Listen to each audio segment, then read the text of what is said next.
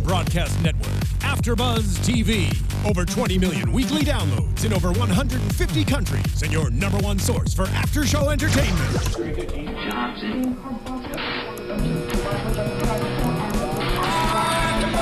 AFTERBUZZ TV, the destination for TV superfans. Producing aftershows for over 300 of your favorite TV shows, interviewing celebrities and showrunners, and bringing you behind-the-scenes exclusives. All thanks to E! Entertainment's Maria Menounos, producer Kevin Undergaro, and internet leader Akamai. Now, let the buzz begin! Hey guys, this is The 100, Season 3, Episode 8. Terms and conditions. This is AFTERBUZZ TV. I'm your host, Tauri J. Miller, and today I'm joined by the wonderful Ben Bateman. Hey guys, how's it going? Remember, if this is your first time joining us, welcome. If it's not, welcome back. We're available on iTunes and SoundCloud. Don't forget to comment below and leave us reviews. Tell us how you like the show. Man, heavy episode, right, Ben? Heavy one, guys. And I'll tell you, oh, whoops, I'm trying to man the live chat and I'm too loud. So I don't know how that's going to work. How can I do this on the phone? Wait, I'm still crying. We're sad because I wasn't here last week. I didn't get to react to Lexa dying. Yeah. So I'm trying to react now. I was sad, if you couldn't tell just now. Here we go. The live chat's going. This is good. Yeah. I was very sad, and maybe when Kane dies, I'll be sad too. That's true. Kane's not going to die. I mean, he could, though. Last year we had a scare, and so I think that they might be making up for lost time and letting him go. Yeah. So. I want to talk about that. Somebody just asked where Alexis was, and, well, I think we should explain that and introduce ourselves. Alexis is not feeling great. Make sure to tweet her and let her know that you enjoy her so much. Ben, where can they find you? My name is Ben Bateman, guys. Where's my two-shot? Here's my two-shot. And you guys can find me at Ben Bateman Media on Twitter and Instagram. If you're wondering where Erin Lane, who joined us for the first half of the season, is, she had a great opportunity come her way, which is very exciting for her. I don't know that she'll be with us the rest of the season. It seems like she probably will be a bit too busy to continue on the panel. I believe so. But we wish her the best, and for all of her contributions in the first half of the season, thank you. So tweet love Erin Lane. So always eat your cake. It's one or the other. Yeah, I think it's love Erin Lane. It's tweet love Erin Lane, and then her website is like Eat Your Cake. Always eat your cake. Yeah. And if you guys loved her and missed her, thank her and all that. And of course, Alexis is not feeling well, so tweet her, feel better, course. And she'll be back next week. So Tauri and I are going to do an old two-man show. This is how we used to do things, man. Oh my gosh. It's back to season 2, first episode. Hey, Ben, nice to meet you. Yeah, hey, Tauri, what's up, man? How do you do this hosting thing? I mean, you just talk about some shows. I'll guide you through some topics. I was like, I don't even know what I'm doing, man. Thanks so much for helping me. I was so green. I was bright-eyed and bushy-tailed. Now you're grizzled and old. I didn't wear suits. I wore, Nike track jackets. Remember that? Yeah, people love those. Yeah, it was a thing. It was a thing. I know this is weird, but I remember what I wore on my first episode of AFTERBUZZ ever. Nice. I don't know if you guys, anybody who's watching this doesn't know this, but The 100 was the first show I ever did here, which we were alluding to. Yes. This was the very first thing I started on, and I wasn't, I hadn't even seen season 1. It just was when you start here at AFTERBUZZ, there's not a lot of shows available. Usually all the top shows are full. They give you a handful of new shows and then a couple that maybe had one host leave. So, obviously you come in, you want to do Breaking Bad or you want to do, it's The Walking Dead or something. Pretty competitive. And so. Yeah. So not to say that the CW shows aren't in high demand. I mean, The Flash and Arrow are two of the most popular shows on the whole network. But right. My point is, The 100 was a show that hadn't got anywhere near as much publicity when I started, so this was my first one. Yeah. And I love this show, and I do this show now with a huge sense of nostalgia, remembering when Tauri taught me the tricks of the trade. Oh, yeah. Showed me the ropes. You came into a sleeper. Yeah. Which, by the way... Pike's dealing with his own sleepers. Yes. A sleeper cell of spies. Yeah. I love that we have this whole small faction trying to take him down from the inside. Yeah, there was a really cool double cross that played on that tonight. It was good. It was really good writing. I'm always taken by surprise, especially with television. With movies, it's like you're a little more like engaged, I feel like. You know, it's one story, so it's hard to see things coming or see patterns. With television, it's really hard to execute a double cross like that and not see it coming. And, you know, I always talk about this. This show inverts our expectations so much of the time. Yeah. It tries to appear as this sort of predictable network TV show at times, and then it flips the script on you, and you realize that no, they were smarter than you the whole time, and you never saw what was coming, and it's so satisfying. Oh yeah. So it was good. It was really good. Yeah. I mean, dude, Kane is if he wasn't such like a pacifist, I guess is what he is now. An like altruist. He would be kind of what Pike is. Like he's so smart and so charismatic. He can pull people on his side because he's the guy who is fighting for what's right. And at a certain point, he was Pike when he started this show. Yeah, he was the guy who was like, we have to kill people, we have to make sure we enforce the rules. And then now to see him as this guy who's like, we got to do what's right. We got to try to maintain order with these people who are on this planet. It's insane. It's crazy too when you think about just what I was just talking about, the expectations they give us of these characters. Those first few episodes, which I mentioned this a couple weeks ago, but Rothenberg in the interview says the first 2 episodes of this show are the worst 2 episodes of this show. He's like totally just like, they're not good. He's just like, it's gotten so much better and I'm so much happier with the show now than it was at the beginning. So, but I remember when we first met Kane on the Ark in the first episode, and Abby was like the pacifist, like, oh, I'm like the woman of the people, like I'll kind of run things and I'll be sympathetic and I'm not going to be so iron fist about everything. And Kane was the sort of like, you know, not dim-witted, but like very closed-minded leader. Yeah. And you think about all of the expectations that they gave us with all those characters, they're all different now, and you wonder how much of that was by design and how much of it was that initially when they wrote the characters, they had a much more cardboard idea of what the show was going to look like before they took the training wheels off and just started killing people and getting all crazy and like all intense. I mean, this show's so different than it used to be. Yeah. I just wonder if it was supposed to be that journey, or in some ways of those first 2, 3, 4 scripts, they were just like, yeah, we're not going to play with this Kane character. And like now we're in such a different place. Well, I mean, I know that they originally had to fit a mold because they had the books to kind of go off of, sort of, or at least the outline of the books. And so they had to make sure that, you know, this character was written as a stalwart person. This character was written as a like a rule beater or whatever. Right. And then I know that up until episode 4, they had a lot of pressure from the studio to kind of maintain that mold and make sure that they fit within the confines of what a CW show is and like represented the brand properly. And then after season 4, when we had the big Wells death, they were essentially given rights to do whatever they want. Right. Because the execs really liked it. The fans really took to the darker tone that they were setting. Right. And so I think at that point they were like, all right, cool. We can really like go wild with these characters and let them grow as much as they can. And I think they've absolutely done that, and you've seen it. Like, we've talked about this before, sort of which character we think has grown the most or who's had, like, the most drastic transformation. But at this point, I think it's pretty safe to say they've all had great journeys. And, yeah, I mean, even you know, Kane and, I guess, Abby. I feel like Abby's transition has maybe been the weakest. I mean, it's been the least slowest, yeah. Yeah, I mean, where was she tonight? I was thinking that as soon as you brought her up. Yeah. I feel like she was just kind of hanging back. Like, 'cause the last... well, let's see. When's the last time we saw her? The last time we saw her, she was in Polis, kind of hanging out with Kane. They both came back. And then I think she just kind of, like, disappeared. Well, she got to see Clark for 1 second. Right. Clark was... They gave the hug until we meet again. Or until next time, whatever they say. And then...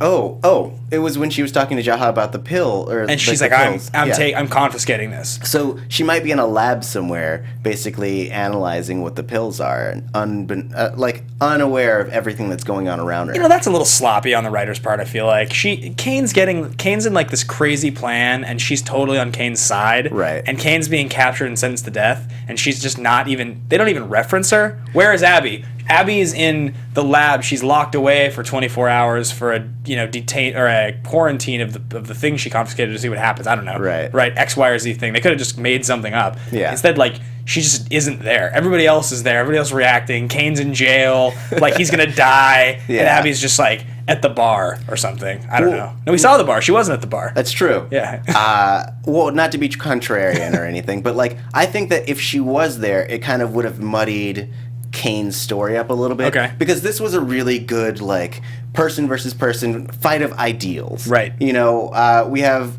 Pike, who is trying to do what he believes is best, and he's taking the most abrasive stance, and Kane, who's trying to be of the people because he's gone on this journey with us as well. Yep. And trying to be the voice of not only the people on the Ark, but also of the audience. And I feel like having these two people, and then an additional person who's just kind of being like, yeah, Kane, right. It would have really just muddied up that arc. So I like that they kept it clean and let her be in the lab, whatever, and then let these two square off. Yeah, absolutely. Somebody just pointed out, Devin A. LOL. So far, Ben is not doing so good taking over the chat. Well, unfortunately, I'm on my phone here, and I'm trying to listen, and I'm terrible at multitasking. Yeah, no, it's fine. This is an A/B conversation. Chat your way up. But I am looking. I'm trying to pay attention here, so I will shout things out. Yeah. So, but just for the record, I probably won't be able to like chat respond during the conversation because I'm trying to watch Tauri move his mouth and say words. That's true. And process them. I do that a lot. Yeah, you do. So anyway, yeah, this was an interesting episode for me. The storyline to me that, and let me know when you want to cue this because obviously I don't want to like just jump in, but I think the Bellamy storyline is the most interesting part of this episode to me. Yeah, I would agree. It's the meat of it. I feel like Bellamy's character to me is I find it hard to understand his journey. Yeah. Because we've spent so much time with Bellamy, and he's been essentially growing, and then at a certain point, he just decided to stop growing, and like he's following Pike, but it's not like they've had an established relationship. Right. It's not like Pike was his teacher on the Ark, and now they've come back together, and he's like, I'm gonna, use what you've taught me. Pike wasn't his teacher? I don't believe so. For some reason, if anyone in the chat wants to let us know this, I could have sworn earlier Pike was his teacher, and we found that out, and that's like Pike's relationship to all the kids was that like he was the teacher. But I could be wrong. Maybe he didn't teach Bellamy. Maybe he taught some of the other kids. Right. But this was my observation about Bellamy. Is we were talking before about, is he too far gone? Is he going to be able to come back? How are they going to fix Bellamy? How are they going to swing him back around? Mm-hmm. And this, to me, is the most brilliant part of the writers, like their whole vision of this character and where the show's going. Yeah. It's breaking down our expectations of like a character like Bellamy, who's supposed to be one of the 2 or 3 most important characters. Like we always talk about how if you're the center of the show, like Clark is, you have to sort of have a very vanilla, neutral, balanced attitude towards most of the world around you. Yeah. Because if you're too polarizing as a lead character, it's too hard for the fans to. We should feel that way about the supporting characters, but that main person has to be that way. Yeah. And it's always this way with like the big shows like this. Right. I always use Jack from Lost. He's like the main dude ever, who's just the most like. Or Rick in Walking Dead. So anyway, he's a blank slate for you to put yourself into. Yeah, you need to sort of be able to relate, and they can't. They always have to have nobility and balance and fairness in mind and whatnot. So, but I think it's really interesting that Bellamy is supposed to be one of those characters. He's supposed to, in some ways, be like the male Clark. Like he's the other leader. Right. And they're pushing him to this point now. He's not fixable. Like he's just not. Like he just executed the two. He executed the 2 riders. Yeah. Like, just shot in the head, and they're delivering a message. He literally killed the messenger. I mean, he's like betraying his friends. He murdered all those grounders with Pike. Yeah. I mean, okay, so Pike dies, then what? Bellamy still sucks. He's still, like, I mean, he doesn't suck because, like, he's doing what he believes is right to survive. Right. But Bellamy is still morally inept. He still made horrible decisions and made mistakes, I think. Yeah. And I think that's really interesting because he's not going to die. I don't think so. I don't believe so. And he's not going to go away. He's still going to be a main character in the show, which makes this show so interesting as we continue to go forward. Yeah. And we're going to have to like continue to digest Bellamy, his friends, his sister. They're all going to have to accept him or not. We're going to see all that happen unless they write him out of the show. So that's true. I think it's fantastic because he's not fixable. You can't swing him back in the moral direction anymore. I would say that if we didn't have such a redemptive arc for Murphy. So that guy, like... He murdered a bunch of people, and he suffocated some kids. Yeah. And we love him. He's great. Yep. So I think that the writers can pull him back, and they've started that when they had him show a little bit of remorse for Kane's being sentenced, and also when he basically didn't give up Miller and Harper. Right. So I think they're starting that up now. However, I mean, I personally, I don't think that he is redeemable because he's too malleable. Like Murphy has a hard stance. Yeah, totally. Whereas Bellamy, he can be a good guy, he can be a misguided good guy, or he can just be bad, and it just depends on which way the wind is blowing. And I'm not saying that it's inconsistent writing. I'm saying it's human to be that way because we are inconsistent. And I think it's great. I mean, I think it's super intelligent on their parts to take a character like him, one of those characters that's that way, and make them all of a sudden polarizing. Right. You know what I mean? It really challenges like what we think will happen in a show like this. In any show, really. Yeah. But like these when you take the sort of miniseries shows or like the HBO kind of stuff where it's really dark and it might only be 2 seasons or 1 season, killing off a main character or making a character do something like morally reprehensible is a little more expected. Yeah. With a network like this, when they've invested and the fans have really invested in these characters, like the character, multiple seasons, like take a show like The Vampire Diaries. Yeah. You can't do that with your main people, and you can. They're doing it. Right. It's awesome. Bee's Knees just called out Bellamy dies 100% this season. Interesting. Right? That's what I think. Yeah. So it's a stout prediction, Bee's Knees. But like, what would be a satisfying way for him to die if he were to? Octavia beating him to death. That would be sick. I mean, not to say that I want Bellamy to go, but if that's the direction they took it, and Octavia becomes she replaces Indra, and she just beats Bellamy to death, and that's what happens. Interesting. Well, because I imagine it. Interesting. Yes. Welcome to Late Night 100 Talk. Oh yeah. I mean, because if that were the case, I would see it being less of her beating him to death and being more like the classic anime/action movie kind of thing where it's like your buddy's being an idiot and you punch them in the face and they're like, "You're right. Yeah. I'm an idiot." Right. What if she punched him too hard and broke his jaw and he couldn't say it? Ah, that'd be great. And then we've seen in the previews that the fight happens at some point. Yeah. She does hit him several times. I love her. She's so awesome. Anyway, yeah, Bellamy's really interesting. Pike is interesting too. I mean, their relationship. I mean, Pike is just one of these characters where it's a little frustrating to watch because, and this is what I was talking about when the writers make you think that X, Y, and Z thing will just happen, So Right. what we're supposed to believe is in a couple episodes, Pike's going to die, and it'll right the ship. Right. Which would be the only reasonable outcome for the situation. I mean, it seems that way. However, if Pike doesn't die, or Pike makes it through, and the Grounders attack Arkadia and kill most people, and there's only 30 or 40 survivors total who are taken prisoner or something like that, and they just destroy the Ark, and then Pike dies maybe at the end of it after everyone else is dead, and it's like he doesn't even matter anymore. Yeah. I mean, that'd be a super interesting direction to take great. the show. I don't think it'll happen, but I also have learned my lesson with this show. These writers could pull the rug real easily.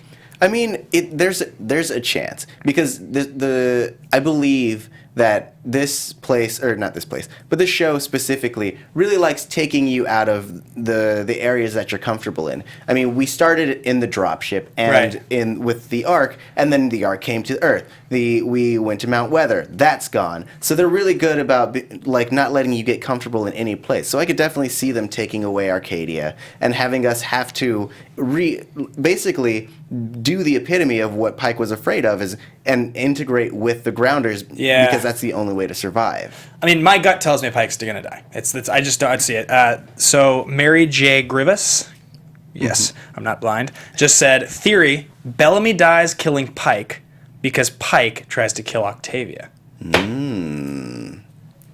I don't think Bellamy dies killing Pike, but I could see Pike trying to kill Octavia and Bellamy killing Pike. Right. That makes more sense to me. Yeah. But I like the prediction. It's awesome. It's totally awesome.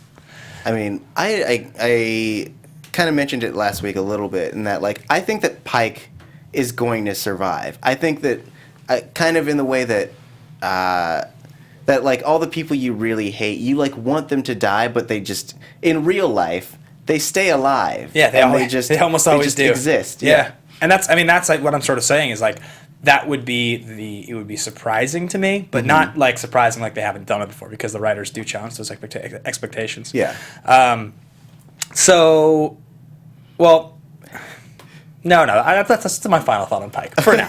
For now, perhaps more later on Pike. All right. Yeah. I mean, man, before we get to the riot, because I really want to talk about the prison riot. Yeah. The sweet prison riot. I want to talk about how Arkadia is divided right now. Yeah. Because we get little glimpses of it throughout, just kind of like when we see Monty having these moments with his mom, we see Miller and his boyfriend Brian kind of being on opposite sides of this whole thing. And I think it's really a great thing that they're doing, in that like it makes it so that we do understand both sides. It's not like we can villainize Pike too much, because we understand that he's ultimately trying to do what he thinks is best. Right, completely. And, yeah. No, go ahead. I was saying earlier about Pike, one of the things that I think is so fascinating about this show, especially right now, and we've talked about this on an episode before, but just the treatment of the grounders versus the folks on the Ark, and how clearly that's illustrating just racism. That's what the issue is. And so Pike is a fascist dictator, so they're pointing him out to be. And the scary thing about it, the terrifying part, is that when you put yourself in Pike's shoes, and they are in this blockade now, and they're going to starve. Like his point of view is to some degree justified. Like it's not to say that it's right, but it's like you can understand where he's coming from. Right. And it's fascinating that like the whole time you can just label it so clearly. Well, he just wants to kill what he doesn't understand because he thinks these people are evil. He's genocide. He's labeling everybody the same. But at the end of the day, when you step outside of that, just like quick to point the finger, you're like, well, he may believe that, but the reason he's doing what he's doing now and trying to blow up all these people, all these grounders on a bridge or on a ridge, is because his people need to eat and do what you have to do to survive. Pike taught me that. That's what Hannah says. You know? And that's his attitude. So I think he's nuts, and I don't agree with him, but I think it's super interesting that that's the direction they've taken him as a character, because he's really in your face. Yeah. From the opening frame of this episode, he's really in your face. It's like, this guy's evil. He's bad news bears. But yeah, anyway. I mean, part of it you could assume is bravado, in that he believes that this is the person he has to be. Right. And I like that we get that filtered through the other people. Like, that was the range, as you said, like, do what you need to do to survive, or do what you need to do to protect your people. Right. And I like that was the running theme throughout this episode, because it was everyone essentially doing that, just in the best and worst ways. Right. Which leads me to the riot. Sweet riot. I'm going to be honest with you. When the riot was happening, what I wanted to see happen, I just wanted Lincoln to, like, tear his shirt off, just start, like, hitting people. Like cartoon riots. And just, like, just start, like, hitting people, breaking stuff, which is kind of what happened. But it wasn't so cartoony. But the prison riot was definitely awesome. It was great. I was very much a fan of that. Yeah. Ah, man. I think the best part about it for me was just, like, that it was utter chaos. Yeah. Like, even just kind of, like, the way that it was shot, it led you to have kind of a panicked feeling, because you couldn't focus in on a lot of what's going on, because it's supposed to, it's supposed to be this big distracting spectacle. Right. And you just get hit, blood, guts, crying. Yeah. And it was, so I guess, long and the short, it was shot fantastically. I couldn't really tell, like, who was hitting who necessarily. Right. You know what I mean? Like, well, I could kind of tell who was hitting who, but, like, it seemed like Lincoln hitting a lot of people. Yeah. That was, like, the one thing I got. And Bellamy got his butt kicked for a second there. And then Harper came in, like, shocked someone. That was pretty sweet. Yeah. Well, because everyone was in the same outfits, because they had essentially interned people from Arkadia. Yeah. So, and then at a certain point, when Lincoln was just hitting people, it was because people just kept coming at him, and he's such a good fighter, and he just kept knocking them down, and he's like, guys, this isn't gonna work. You should stop. Lincoln was doing like 90s action movie fighting, where it's just like punch people in the face as hard as you can repeatedly. Yeah. There's no martial arts to it, like sweet kicks. It's like 90s action movie fighting is like except it's usually middle-aged white dudes in suits. Right. Like The Fugitive or Air Force One. I guess I'm just thinking about Harrison Ford hitting people. But it's just like, you're just like, ah! They're like, ah! Like, just like that's, and their lips cut, they've got a little bit of blood right here, their hair's messed up. That's just 90s action movie fighting. That's what Lincoln was doing. Yeah. He was just using his fists, just hitting people in the face. Classic fisticuffs. Yeah, classic 90s fighting. Oh, man. But the thing that bummed me out about the riot is that ultimately it was a failure. Because when Kane came face to face with Pike, he managed to like take him out, and it was cool. Yeah. He had his moment. He threw him in the truck. Monty sold him out, and he didn't run over Bellamy. I think that's what made me sad is he didn't just run over Bellamy. Well, because he sees Bellamy, he still sees Bellamy as redeemable.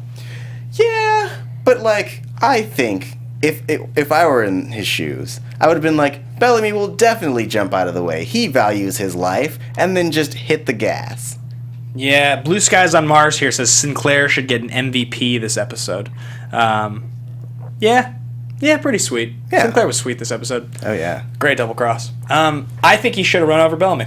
I think he should have hit him. Yeah. Bellamy shouldn't have died. I think they should have come up with some way to save him. Yeah. But he should have hit him with the car. Would have been more believable, I think. Yeah. Here's the thing I don't understand. All right, so if you put, you shock Pike and you bind his hands, and you get in the rover, and you start going towards the gate. Yeah. Your plan is just you're going to get across, and you're going to give Pike to the grounders. Right. They're going to kill him. That's very clearly your plan. Yes. If that's the case, everybody's going to see you doing it. Everybody knows you're leaving. Like, you're going to have to bust down the... I think he was planning on just driving through the... Right? Yeah. If that's the case, you're going to get back, and everyone's going to be like, Kane, you just gave the Chancellor away to the grounders to kill him. And it's like, okay, great. So why didn't you just shoot him yourself then? Why did you even have to leave the walls? Why didn't you just kill him and be like, all right, now he's dead. That's what they wanted. Now let's just give him the dead body and we'll be fine. As opposed to having to get him outside the walls and give him away. Well, I think it's the same reason why they didn't do that with Finn. I guess different reasons for Finn. But I think that part of the grounder custom is that they have to kill him themselves.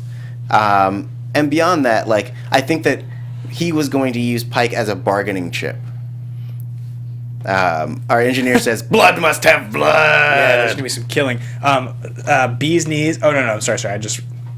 I love you, Bee's Knees. I just read your comment. But there's another comment here. RuneScape Player says, Raven gets MVP. RuneScape Player, Raven always gets MVP because Lindsay Morgan's the best. Tweet at Lindsay Morgan. Just remind her that we think she's the best. She's the best. Yeah. And someday, just maybe, we'll get lucky enough to interview or have her on the show. Fingers crossed. I hope so. We've been trying for a long time. We're just going to keep tweeting at her. She sometimes responds to my tweets. I mean, rarely, but sometimes. Once, I think it happened. Actually, the truth of the story is, I play Magic the Gathering competitively, and I one time tweeted a picture of a Magic card, and she just said, Ben Bateman, is that Magic? ? And I was like, oh my god! I was like, yes, it is. Didn't respond. I mean, I feel like you should have recorded yourself singing that song where it's like, oh, it's magic. Yeah, it's a good idea. You know. Maybe I'll do that. Maybe I'll do that in the future. Anyway, but Lindsay Morgan, the speaking best. of Raven, she had a fun jaunt with Jasper today. Yeah. I mean, we had a little bit of the Jaha forgetting who Wells was. Right. But we learned a little bit more about how Allie works, and we saw that Raven is the first to ever resist her. Right. Her programming can't override free will and consent. Yeah. Yeah. That was an interesting turn for Raven's character tonight. I actually liked that scene a lot. I thought that was cool. Her realizing and first I thought she was gonna almost take the thing and then smash it. Yeah. Glad she didn't, because it would have made for a really complicated plot device to have to explain. Mm-hmm. But I'm glad that she resisted. I think that's awesome. Yeah. Yeah, it was great. Thanks, Ben. Yeah. I mean, and I liked her interaction with Jasper. I mean, if Alexis were here, she'd go, "Oh, they talked about Finn." Yeah. And it was important. I almost forgot that her and Finn were in love. Had a thing. Yeah. Do you remember that she slept with Bellamy? Do you remember that? I do remember. I can't believe that happened. Forgot about that one. Back in the days when Bellamy would walk out shirtless with 2 guns and 2 girls. Those days. Oh yeah. The beginning of the show. Old days. The Wild Wild West. I mean, but they had they had a very rich history. And you almost forget that, like, for a while, before Finn fell in love with Clark, she was his number one. She came to Earth for him. Yeah. And he ultimately broke her heart and all that stuff. But to have her forget that and really struggle to remember all the pieces of it was heartbreaking. Yeah. Yeah, I totally agree with you. You do forget that Finn was in the show, and Thomas McDonald. That's the actor's name, right? I believe so. Yeah. You do forget that he was in the show, and he was such an important character, and he was the first to go nuts and be given away to the Grounders and all that. And actually, his death and his storyline does play a very interesting role in what's happening right now. Yeah. Because, as Pike said, it's like you gave a guy away, but it's like, that's the old world versus new world thing. I sometimes feel like Kane has been championing the old world in the new world. Mm-hmm. So his attitude of you can't see the world as the way it was or the way you want it to be is like a little hypocritical, because I feel like he sits on both sides of that. Right. To some degree, right? Yeah, though he's come a long way. Yeah. I think he's on the side of peace ultimately. Right. Because it's as who was it? I think it was Hannah earlier in the episode was like, back in the day, any transgression they would have just floated the person. Yeah, right. You know? He would have been floated on the ark for this, and he's right. like, we're not on the ark. Yeah. That's pretty good, right? Yeah, it was great. Yeah. He's a little British. Yeah. No, he does. He's not British.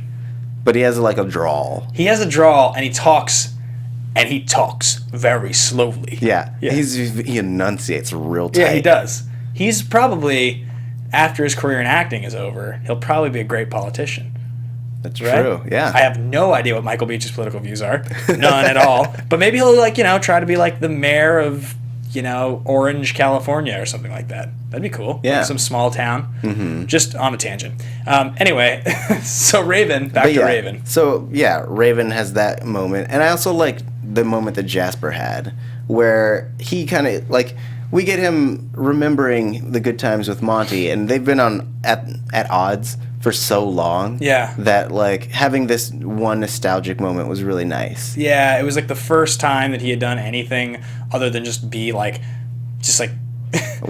Yeah, he's just been whiny this whole season, and I get it, but he's also they've just decided to essentially take the character and just be we're just not going to do much of anything redeemable or interesting with this character for 9 or 10 episodes.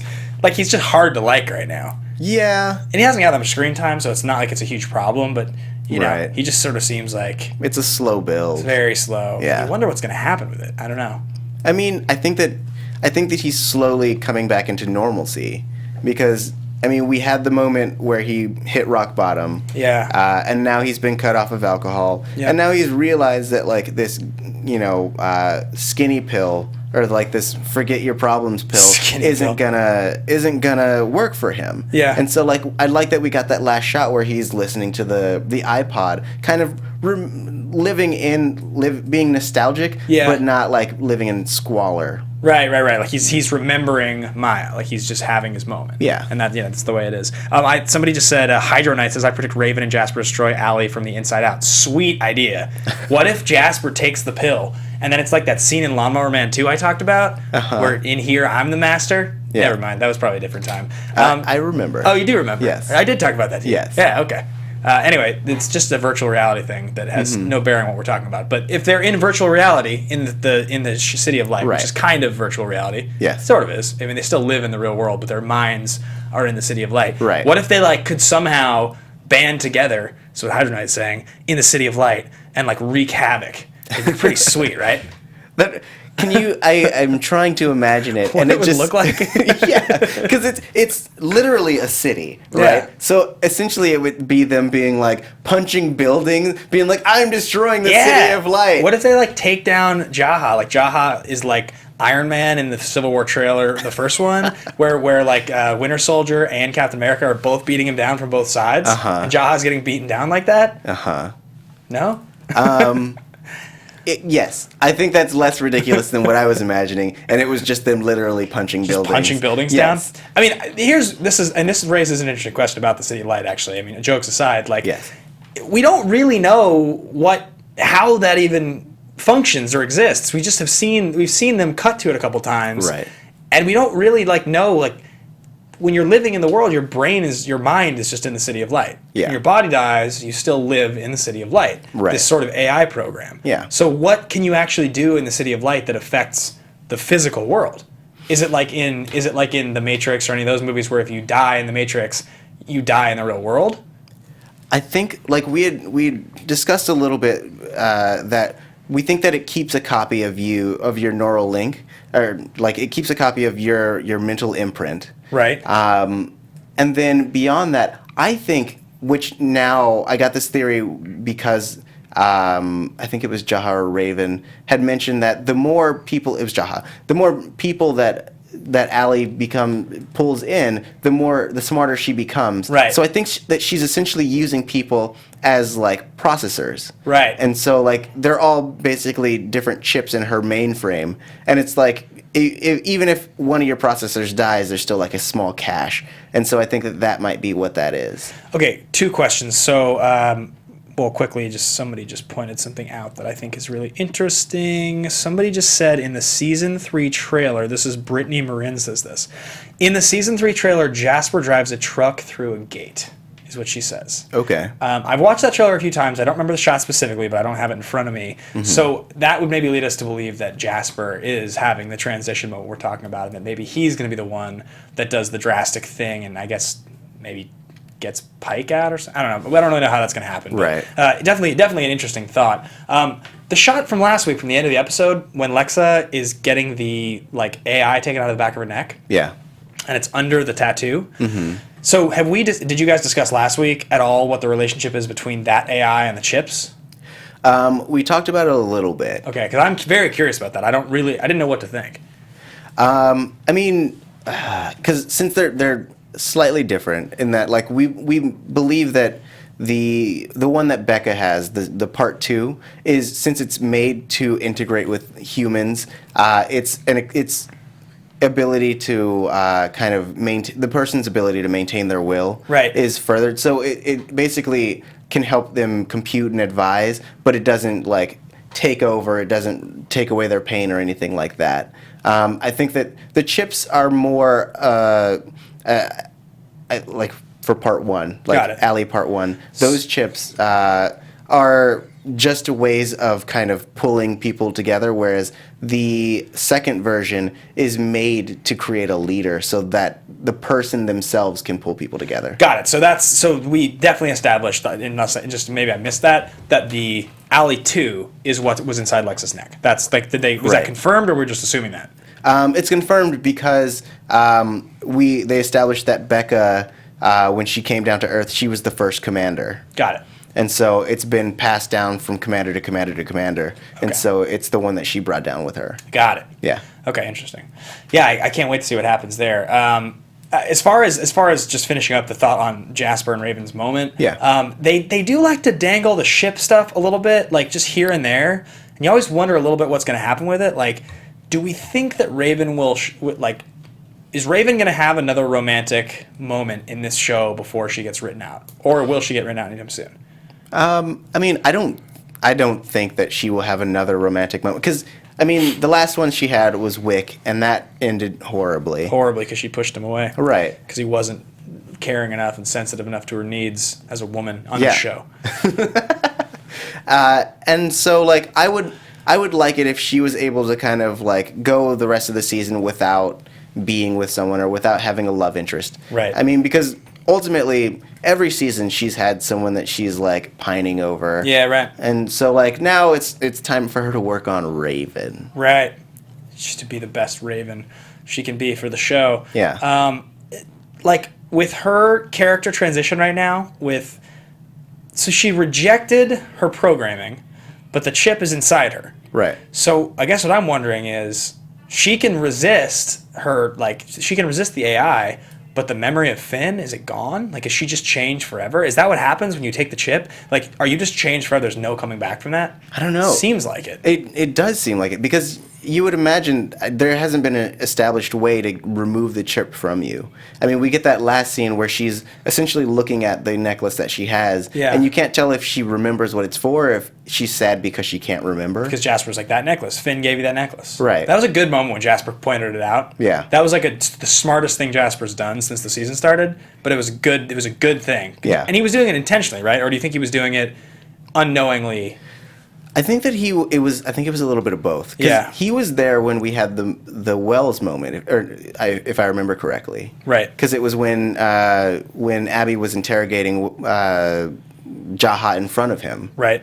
And so I think that he is kind of testing the boundaries to see exactly what he's going to forget. Because I think that before that he knew that you forgot the bad, but he thought that you could still remember the good. Right. But that was his confirmation that you basically lose all of it. Yeah. So that was him like making sure he wasn't totally effed if he took a chip. Yeah. Yeah, like selfish Jasper. Again. Oh yeah. That's the whole reason. Ugh. Or scientific Jasper. Or scientific Jasper. Scientific I method. use science. Yes.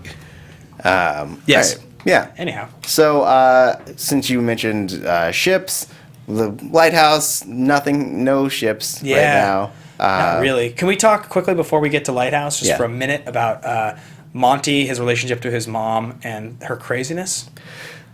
Yes. Because it's unsettling and weird. Well, yes. But you have to remember that she's been through a lot. She's Pike Jr., but she has, and we have Monty to contrast her against, right? And we've been through a journey with him, and we know that he is a good guy.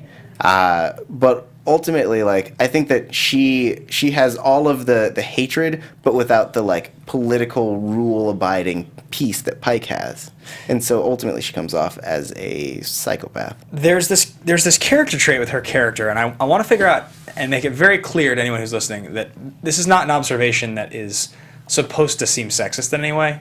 It's just that often in storytelling you have these dominant male characters, and routinely in like shows and movies you'll have a submissive wife or like a partner character. I mean, traditionally and historically, when there were like way less gender and sort of just like LGBT boundaries pushed on television, it was usually a dominant male character and then his like wife or girlfriend. Yeah. And when they're like the unified front like that, and let's just say like the male character is sort of domineering, he's like very much the leader, the fist. Yeah. You have a wife character that kind of like blindly follows. They seem like sort of cultish in some ways. Okay. Like they're all behind. They're 100% behind because they support him. Yeah.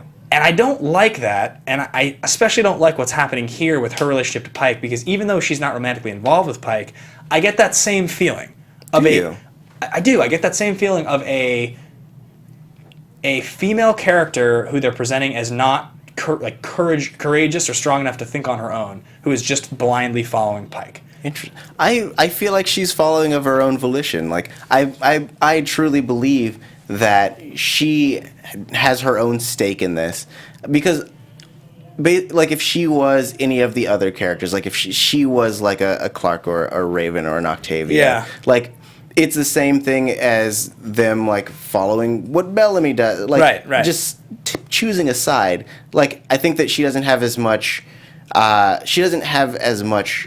agency, I guess, in the whole situation. So it does make her seem like a follower. I guess this is my question. Okay, so somebody just said I'm sexist.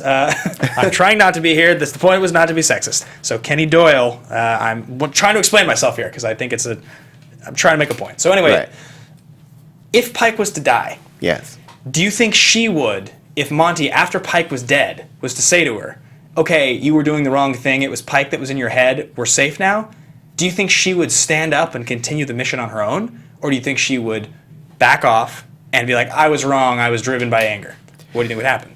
I think that she would continue. You do? Okay, so you don't think that she is that character. You think actually that her motivations come from her own place and not she's just following Pike. Yeah, I believe so, because she's not even really his like right hand or anything. She's just someone who has gone through not a journey, but she's gone through turmoil with this character. Right. So she comes from the same place. She just doesn't have any kind of like political draw or anything. So since she doesn't have a place of authority, like she was never a chancellor, she was never like the doctor or whatever. Right. Then I think it makes her seem like she's kind of just trailing behind. But I think that she legitimately has her own feelings about Grounders, and that she legitimately wants this war to happen because she wants to reclaim her Earth. I guess so to believe that, I want a scene where she feels like her explanation tonight when talking to Monty was literally to say, Pike taught me that. Yeah. Her moment of this is why we're doing this was to say, this is what we have to do to survive. It's always to protect our people. Pike taught me that. Mm-hmm. Which to me is like, if you're referencing when you're explaining to your son why you're going to have to betray your friends and murder people, that the dictator leader who everybody thinks is wrong taught you to be this way, and that is the like reassuring moment for your son is that. Yeah. To me, that's where I'm like, your point of view is not as strong there, and you're being written as this character that is like a total follower. Which, like I said, it kind of bothers me from a writing point of view. I wish they would give her a stronger point of view on her own, unless they intend to have her swing back around. Yeah, if they do, I get that. Right? Yeah. I mean, and maybe we'll get that as it comes on, because we're slowly moving beyond Pike. He's not the only bad guy. And I think that is a good way to segueing into predictions on what we think how we think things are gonna unfold. I told Alexis we would shine the light so bright for the lighthouse in her honor. There's no lighthouse. There's no lighthouse. Yeah, there's no shipping. No one made out or anything. The cabbie kiss is coming, but we haven't gotten it yet. Or it's true. I mean, we got the cheek kiss, but that was it. Yeah, I guess Raven didn't do anything romantic. Yeah. I mean, Kane and Sinclair had kind of a bromance. Yeah, a little bit.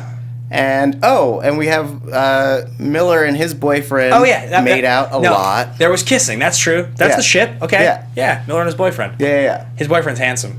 He is. Brian is, I believe his name. Yeah, Brian's the... and he's handsome. That's, to me, is like the thing about... That's like the one part of the show that I sometimes get like, just a little bit, a tiny bit of like all right, this is like CW. It's like every single character is so handsome. Everybody's so good looking. Like he's like the minor boyfriend character, and like Miller's really handsome, and then his boyfriend's super handsome. Right. Yeah. Anyway, moving on. All right. Cool. Let's move on to predictions. All right. And now your AFTERBUZZ TV predictions. I'm gonna give you the best predictions I could give you. All right, so what we're going to do, because there's only two of us, while we're talking, guys, write in your predictions to the live chat, and I'll read 2 or 3 of them after we have given our predictions. Yeah. How does that sound? Sounds great. Okay, sweet. All right. Do you have anything off the bat? Nothing right off the bat. Okay. So I think that Kane isn't actually going to die. Yeah, definitely. Though I think that it would be interesting if he did. Yeah. I think that ultimately someone's going to either let him go, which may be what that image that was brought up in the chat of Jasper trying to drive through the gates is him freeing Kane. Yeah. And I think that through those actions, he's going to go out and try to either find a way to negotiate with the Grounders, or he's going to get killed that way, and it's going to spark something else. Lincoln's going to die. Lincoln's going to die because Octavia is going to be beating up Bellamy, and they're going to be fighting, and Lincoln's going to step in, and I think that Bellamy is going to have something to do with Lincoln dying. I'm not sure if it's going to be that scene exactly, but that he's definitely. I just think that's what's going to happen. I just feel it. Ricky's gone. Makes me very sad. We haven't gotten like a Ricky Whittle with his shirt off looking super yoked episode in a while though, which I feel like, don't you think that like to some degree they have to cash that in every once in a while? Like that's like his thing. He has his scenes, but like he's so yoked. He's like, just jacked out of his mind. And I feel like they haven't shown us like Ricky with the first episode we got the fighting. Right. I'm sure it'll come. Okay. It'll be there. You think we'll get one more? Yeah. Okay, true or false? Ricky Whittle dies with his shirt off. It'll be his last motion, ripping off his shirt, screaming into the air, then he'll keel over. He could have torn his shirt off in the prison riot. I don't know why they didn't take advantage. Well, that would be so bananas. It'd be so good. I couldn't even. Anyway. But yeah, I think that also, I think that Jaha, now that he is going to be more aggressive about trying to change people's wills, I think that he's going to take a harder stance on like pulling people into Allie's fold, and he's going to. I think he's going to be a little violent. I think that that's his next step, is to kind of force people into being part of the City of Light. Yeah, maybe. He's super creepy. He's a good cult leader. Should we share some of these predictions? Yeah, go for it. Okay, starting at the top. Let's see here. First of all, Kenny Doyle, I thank you for making clear you were being sarcastic. I appreciate that. I'm very sensitive. Okay, let's go here. We got Ragnarok EX says, prediction, Pike tries to shoot Kane and kills Bellamy in front of Clark. Clark bans guns in Arkadia. Wild. Ooh. Wild West stuff. Yeah. Yeah, I don't know. I can't imagine all of those characters and plots converging all at once. I am curious to see what happens when Clark returns to Arkadia. Things are so different now. Yeah. If Arkadia does in fact still exist when she gets back there. Right.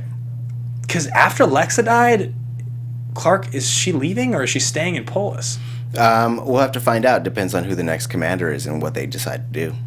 Okay, Kenny Doyle says, I think everyone will get off Allie version 1, but then Murphy will take the pill. The bad guy Murphy makes his return. Ooh. Murphy, I like bad guy Murphy does need to come back. Like, I like his character turn, but it would be way, way, way too disingenuous to just make him good forever now. Yeah. I feel like he's got to just still, like, do some douchebag stuff. Yeah. Because he's Murphy.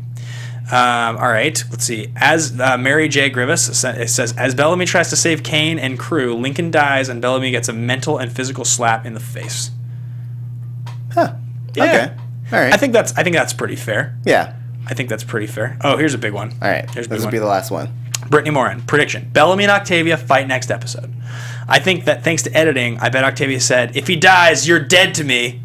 Like they caught it off. But they won't save them until the episode after, and the finale will be the aftermath and selection of a new commander. Okay, selection of a new commander. I'm into it. Thanks for following me. I appreciate that, buddy. Thanks, Kenny. All right.